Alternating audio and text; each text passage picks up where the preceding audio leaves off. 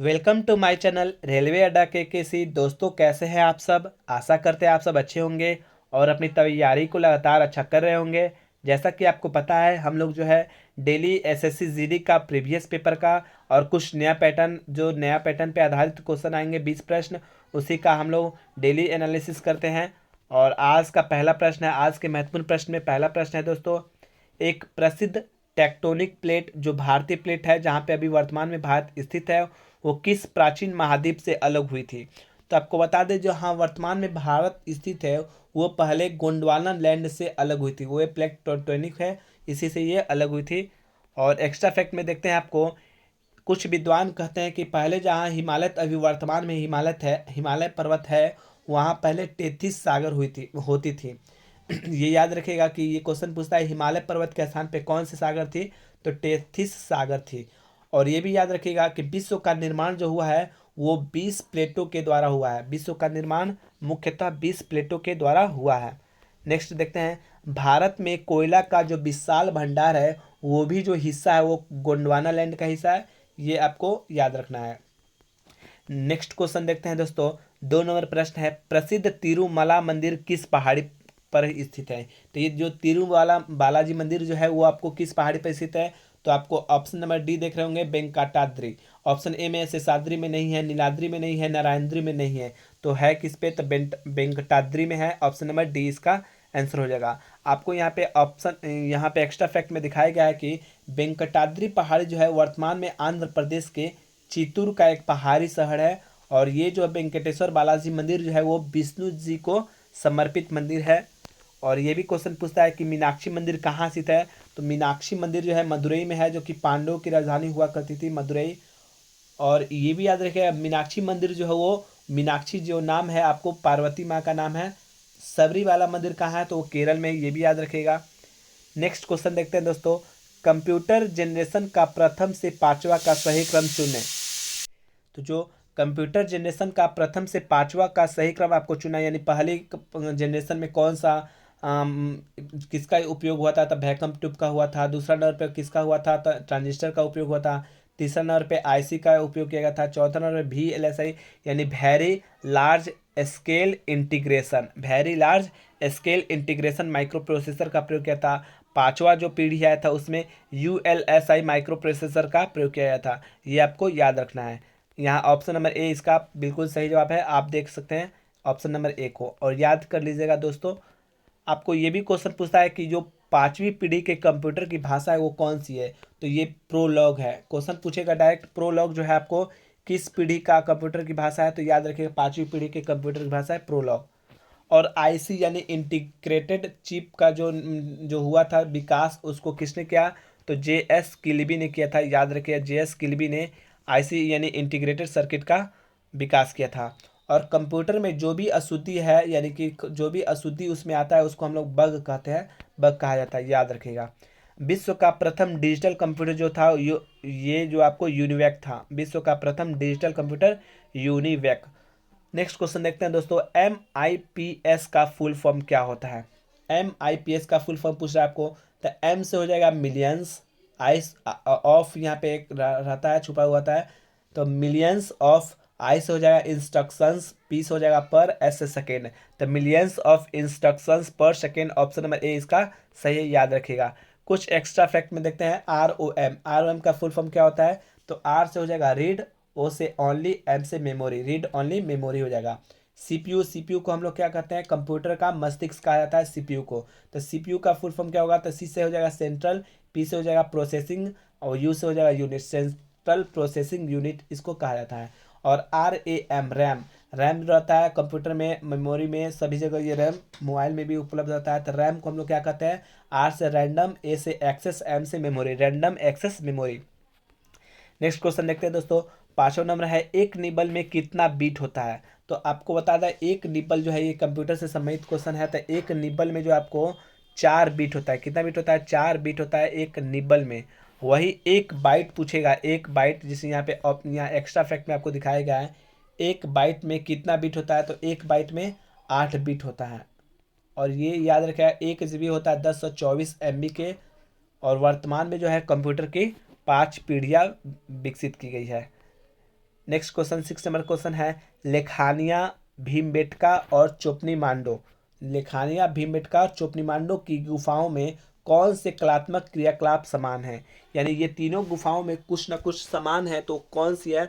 तो आपको option number D में देख रहे होंगे, पाषाण युग के शैल चित्र का सबूत है।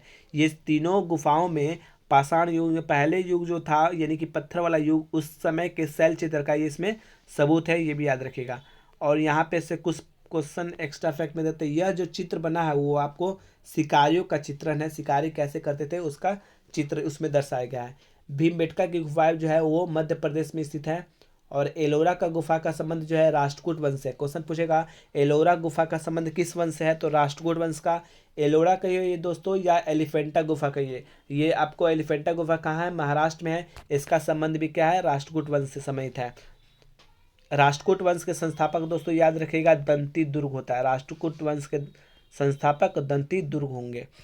नेक्स्ट क्वेश्चन देखते हैं, किस भवन की डिजाइन FW स्टीवंस के द्वारा की गई थी? आपके पास चार ऑप्शन है, संसद भवन, राष्ट्रपति भवन, छत्रपति शिवाजी टर्मिनस और विक्टोरिया मेमोरियल। तो ये चारों ऑप्शन में आपका सी आंसर जो है छत्रपति शिवाजी टर्मिनस, इसी भवन की डिजाइन किया था FW स्टीवंस ने। यहाँ पे दिख रहा है FW स्टीवंस ने किसकी की? छत्रपति शिवाजी टर्मिनस की स्थापना की। एक्स्ट्रा फैक्ट में दोस्तों देखते हैं कि इसका निर्माण जो हुआ था आपको 1878 ईस्वी में शुरू किया गया था छत्रपति शिवाजी टर्मिनस का, और 1887 में यानी लगभग 9 साल में महारानी विक्टोरिया के नाम पर इसका नाम विक्टोरिया टर्मिनस रख दिया गया। लेकिन बाद में यानी 1996 में इसका नाम बदलकर छत्रपति शिवाजी टर्मिनस रख दिया गया। पहले इसका नाम था विक्टोरिया टर्मिनस, जिसको बनाया था FW बनाया था। FW किसने? स्टीवंस ने। नेक्स्ट देखते हैं, संसद भवन का डिजाइन किसने किया था? याद रखिएगा संसद भवन का डिजाइन एडविन लुटियंस के द्वारा किया गया था। संसद भवन कहिए या राष्ट्रपति भवन कहिए, दोनों याद रखिएगा, संसद भवन भी कहिए या राष्ट्रपति भवन, एडविन लुटियंस के द्वारा किया गया था। और ऑप्शन डी में देखे होंगे विक्टोरिया मेमोरियल, तो इसके वास्तुकार जो है विलियम इमर्सन थे। ये याद रखिएगा कि इसके वास्तुकार यानी कि विक्टोरिया मेमोरियल जो कि आपके पास कहाँ है? कोलकाता में स्थित है। इसके वास्तुकार है विलियम इमर्सन थे, जो कि royal institute of British architect के अध्यक्ष थे उस समय जब ये बनाया गया था। नेक्स्ट क्वेश्चन देखते हैं, संविधान बनाने के लिए संविधान सभा ने कितनी समितियां बनाई थी? आपको संविधान बनाना है तो संविधान सभा जो है कितनी समिति बनाई थी? तो 9, 11, 20, 13। तो संविधान सभा ने 13 समितियां बनाई थी संविधान बनाने के लिए। और कुछ प्रमुख समितियां हैं जिनके अध्यक्ष हम आपको बताने जा रहे हैं। तो संघ समिति है, संघ समिति यानी कि आपको केंद्र का समिति। केंद्र में कौन थे उस समय? जवाहरलाल नेहरू थे।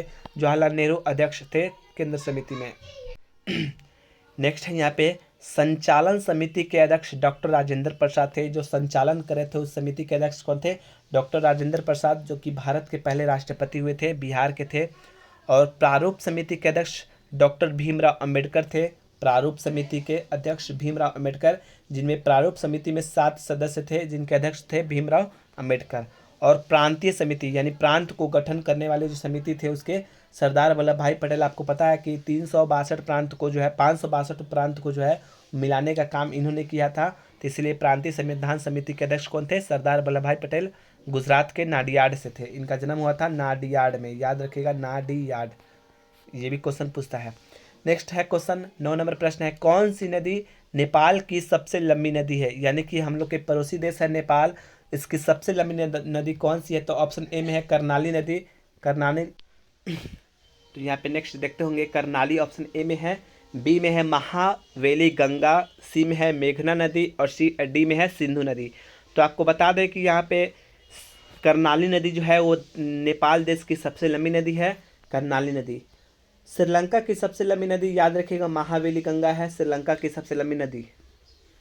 नेक्स्ट है बांग्लादेश के सबसे लंबी नदी का नाम क्या है? तो मेघना है बांग्लादेश की सबसे लंबी नदी। और यहाँ पे पाकिस्तान देश जो है बगल में पड़ोसी देश है पाकिस्तान, उसकी सबसे लंबी नदी कौन है? सिंधु नदी, ये भी याद रखिएगा। और चीन की सबसे लंबी नदी यांग टिसियांग नदी है, चीन की सबसे लंबी नदी यांग टिसियांग नदी। नेक्स्ट क्वेश्चन है दोस्तों 10 नंबर प्रश्न है, भारत के किस शहर को पूर्व का एथेंस के रूप में जाना जाता है? दोस्तों जो भी पहली बार मेरे चैनल पे आए हैं वो लाइक और सब्सक्राइब कर दे चैनल को, जिससे आपको आगे की तरह आगे भी अच्छा प्रश्न देखने को मिलेगा। यहाँ पे पूर्व का एथेंस पूछा है जो कि भारत के शहर है, तो यहाँ पे मदुरई है जो उत्सव का शहर का है, त्योहारों का नगर कहा है, जहाँ पे मीनाक्षी मंदिर है। ये सब पूर्व का एथेंस के रूप में हम लोग इसको जानते हैं। यहाँ पे लिखे हैं कुछ एक्स्ट्रा फैक्ट में, इसको भी याद रखिएगा। मदुरई शहर जो है आपको वैगई नदी के किनारे बसा है, जो कि तमिलनाडु का एक शहर है। हैदराबाद को हम लोग मोतियों का शहर कहते हैं। मोतियों का शहर किसको कहते हैं? हैदराबाद को। और पटियाला जो कि पंजाब में है, ये इसको हम लोग शाही शहर कहते हैं, शाही शहर। और पहलवानों का शहर कोल्हापुर महाराष्ट्र को कहते हैं। पहलवान यहाँ पे बहुत ज़्यादा होते हैं, इसलिए कोल्हापुर महाराष्ट्र को हम लोग पहलवानों का शहर भी कहते हैं। क्वेश्चन लिखा है नेक्स्ट, जम्मू कश्मीर का लोक नृत्य नहीं है। आपके पास 4 ऑप्शन है, डांगे, घूमल, धूमल, हाफिजा, रऊफ। तो इसमें आपको डांगी जो है दोस्तों, ये जम्मू कश्मीर का लोक नृत्य नहीं है। तो डांगी कहाँ का है? तो याद रखें ये हिमाचल प्रदेश का है। एक्स्ट्रा फैक्ट में लिख दिया हूँ, देखिए डांगी हिमाचल प्रदेश का लोक नृत्य है, जबकि कर्नाटका का लोक नृत्य जो है 2 है। कौन कौन? यक्षगान और करगा। यक्षगान भी याद रखेगा, VVI क्वेश्चन है। यक्षगान और करगा ये दोनों कर्नाटक का लोक नृत्य है। जबकि अगर केरल का बात किया जाए तो केरल में कथकली होंगे, मोहिनीअट्टम होंगे, अवारकली होगा। ये तीनों जो है केरल का लोक नृत्य है। और बात करें राजस्थान का, तो राजस्थान में भी कुछ याद रखिएगा। ये तीनों क्वेश्चन जो है आपको बहुत VVI है, घूमर, गणगौर और कालबेलिया। घूमर, गणगौर और कालबेलिया राजस्थान का लोक नृत्य है। नेक्स्ट क्वेश्चन दोस्तों देखते हैं, कोयला के किस किस्म को भूरे रंग कोयला कहा जाता है? यानी कि कोयला का एक किस्म का नाम बताना है जो वो भूरे रंग का होता है, उसको हम लोग क्या कहते हैं? लिग्नाइट। वो कौन सी होता है कोयला? तो ये लिग्नाइट होगा। ऑप्शन नंबर बी देख रहे होंगे। तो अब ऑप्शन नंबर ए है बिटुमिनस। बिटुमिनस को हम लोग कहते हैं मुलायम कोयला, जैसे कि आपको यहाँ पे दिखाया जाएगा। एक्स्ट्रा फैक्ट में दिखे, कोयला का सबसे उत्तम कोटि जो है वो एंथ्रासाइट होता है। इसमें लगभग 90% जो है आपको कार्बन की मात्रा रहती है, ये इसीलिए सबसे अच्छा कोयला माना जाता है एंथ्रासाइट को। एंथ्रासाइट को हम लोग सबसे अच्छी कोयला मानते हैं। और बिटुमिनस कोयला को हम लोग मुलायम कोयला भी कहा जाता है, ये भी याद रखिएगा। पीट जो है, पीट कोयला, ये सबसे निम्न कोटि का कोयला। क्वेश्चन पूछेगा सबसे उत्तम कोटि का एंथ्रासाइट और सबसे निम्न कोटि का पीट कोयला। इसमें कार्बन का मात्रा यहाँ पे 55% 50% के आसपास रहता है, इसीलिए सबसे निम्न कोटि का कोयला कहते हैं। नेक्स्ट क्वेश्चन देखते हैं, भारतीय संविधान में कितने अनुच्छेद हैं? तो वर्तमान में जो है आपको अनुच्छेद वो 400 से अधिक अनुच्छेद है। Option number C. 300 अनुच्छेद नहीं है, 350 अनुच्छेद नहीं है, 500 अनुच्छेद नहीं है, 400 से अधिक है, यानी लगभग 440 445 के बीच में इसके अनुच्छेद हैं। नेक्स्ट यहाँ पे एक्स्ट्रा फैक्ट में देखते हैं, भारत के मूल संविधान में, यानी कि जब मूल संविधान बना था उस समय मात्र 8 अनुसूचियां थी, लेकिन किंतु वर्तमान में इसमें 12 अनुसूची है, यानी कि इसमें कुछ न कुछ, यानी 4 अनुसूची को है जोड़ा गया था इसमें, पहले इसमें 4 को वर्तमान में। और भारतीय संविधान को 22 भागों में बांटा गया है, ये भी याद रखिए, भारतीय संविधान को 22 भागों में बांटा गया है। अब भाग 3 को हम लोग भारतीय संविधान का मैग्ना कार्टा भी कहते हैं, भाग 3 को। संघ, अब इसमें आपको 7वीं अनुसूची जो है, 7वीं अनुसूची, इसमें राज्य और केंद्र के बीच में शक्तियों का बंटवारा किया गया है। इसमें आपको याद रखिएगा, आपको नेक्स्ट यहाँ पे लिखा है क्या कि संघ सूची में कितने विषय हैं? तो संघ सूची में वर्तमान में, ये जो दोस्तों वर्तमान का विषय है ये आपको पहले था, मूल संविधान में था। तो संघ सूची में वर्तमान में 100 विषय है संघ सूची में केंद्र सरकार के पास। जबकि राज्य सूची में पूछेगा तो राज्य सूची में 61 विषय है और समवर्ती में आपको 52 विषय है। ये 97 47 ये पहले का है, वर्तमान में नहीं है। नेक्स्ट देखते हैं, भारत के देशांतरीय विस्तार में लगभग कितने डिग्री का अंतर है? यानी कि भारत में जो देशांतरीय विस्तार है उसमें लगभग जो दोस्तों 30 डिग्री का अंतर है। ऑप्शन नंबर बी इसका सही है। आपको बता दें कि भारत जो है उत्तरी गोलार्ध और पूर्वी देशांतर में स्थित है। भारत जो है उत्तरी गोलार्ध और पूर्वी देशांतर में स्थित है। भारत का दक्षिणतम बिंदु, अगर भारत का नक्शा बनाया जाए तो यहाँ दक्षिणतम बिंदु में यहाँ पे अंडमान निकोबार है, तो अंडमान निकोबार में स्थित है आपको इंदिरा पॉइंट, ये है आपका दक्षिणतम बिंदु इंदिरा पॉइंट। जबकि भारत का पूर्वी बिंदु पूछा जाए, यानी कि यहाँ पे अरुणाचल प्रदेश, अगर भारत का डायग्राम बनाया तो यहाँ पे 7 सिस्टर्स में आएगा अरुणाचल प्रदेश, उसमें एक शहर जगह का नाम है आपको किबुथु, जो कि वालांगू में है, याद रखिएगा। नेक्स्ट क्वेश्चन देखते हैं दोस्तों, टोरेंस झील कहाँ अवस्थित है? तो एक झील है जिसका नाम है टोरेंस झील, और ये झील जो है आपको दोस्तों ऑस्ट्रेलिया में है, जिसकी राजधानी कैनबरा है। ऑप्शन बी में है कनाडा, जिसकी राजधानी ओटावा है। ओटावा, कनाडा की राजधानी ओटावा है। और अमेरिका का तो यार DC वाशिंगटन DC है, यानी कि वाशिंगटन डीसी, जॉर्ज वाशिंगटन वहाँ के पहले उप राष्ट्रपति थे। और तिब्बत यहाँ पे है, चीन का भी शहर है। नेक्स्ट देखते हैं यहाँ मानसरोवर झील जो है आपको तिब्बत में, ये याद रखिएगा, मानसरोवर झील कहाँ है, तिब्बत में स्थित है। और कनाडा से याद रहे, कनाडा में जो झील है उसका नाम है रेनडियर झील। रेनडियर झील जो है आपको कनाडा में स्थित झील है। नेक्स्ट देखते हैं एरी झील जो है आपको कनाडा और अमेरिका के सीमा पे स्थित है। एरी झील कनाडा और अमेरिका के सीमा पर। चाड झील से याद रखिएगा, ये जो झील है नाइजीरिया और चाड देश इन दोनों के बीच में स्थित है चाड झील। और नेक्स्ट 16 नंबर प्रश्न देखते हैं दोस्तों, एक वर्ष में स्वराज का नारा किसने दिया। ये सिंपल सा क्वेश्चन है, एक वर्ष में स्वराज, एक वर्ष में स्वराज, इसका नारा जो है हमारे महात्मा गांधी जी ने दिया था। महात्मा गांधी ने एक वर्ष में स्वराज का नारा। आपको इससे एक्स्ट्रा फैक्ट में याद रखिएगा, काकोरी कांड जो हुआ था वो 9 अगस्त 1925 को हुआ था। काकोरी ट्रेन एक्शन 9 अगस्त 1925 यूपी में घटित हुआ था, जिसमें राम प्रसाद बिस्मिल जी को इसमें फांसी की सजा दी गई थी, राम प्रसाद बिस्मिल जी को। और चौरी चौरा कांड जो हुआ था वो 5 फरवरी 1922 यानी कि असहयोग आंदोलन जो है, असहयोग आंदोलन उसी के समय, उसी के जस्ट बाद जो हुआ 5 फरवरी 1922 को घटित हुआ था। इसी कारण असहयोग आंदोलन को स्थगित करना पड़ा महात्मा गांधी जी को। और ये जो नारा दिया था एक वर्ष में स्वराज का नारा, ये गांधी जी ने जो असहयोग आंदोलन के दौरान दिया था, एक वर्ष में स्वराज इसका नारा। नेक्स्ट क्वेश्चन देखते हैं दोस्तों, 17वां प्रश्न है, किसे आंध्र भोज भी कहा जाता है। तो आंध्र भोज हम लोग, बहुत ही इजी क्वेश्चन है, अब बहुत वीवीआई भी याद रखिएगा। आंध्र भोज हम लोग केडीआर यानी कृष्ण देव राय को कहते हैं, केडीआर को कहते हैं आंध्र भोज। ये जो आपको है दक्षिण भारत के विजयनगर साम्राज्य में शासन करते थे। यहाँ पे लिखे कृष्णदेव राय का शासनकाल जो है विजयनगर में यानी साउथ में तेलुगु साहित्य का क्लासिकल युग माना जाता है।